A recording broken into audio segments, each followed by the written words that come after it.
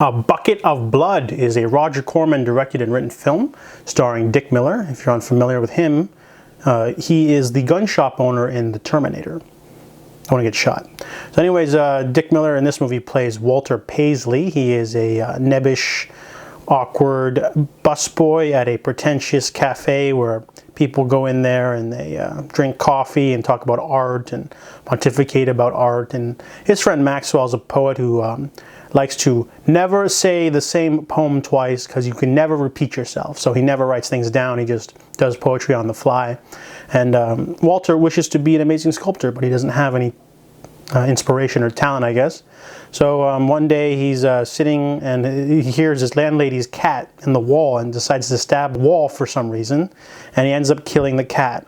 And instead of telling his landlady, he covers it in plaster and decides to sort of pawn it off as a work of art. And to his surprise, everyone just absolutely loves it. So the concept of this movie isn't weird. It's basically he takes dead things and he puts plaster over it to, reap the rewards, and then the satires of the art community, heaping reward on him. But the way he comes across the dead bodies is utterly ridiculous. In a campy way, but just too much for unbelievability, really. Just after the cat, basically, undercover cop shows up at his place and tries to arrest him. He knocks the guy out and then kills him by accident, and he puts him in plaster.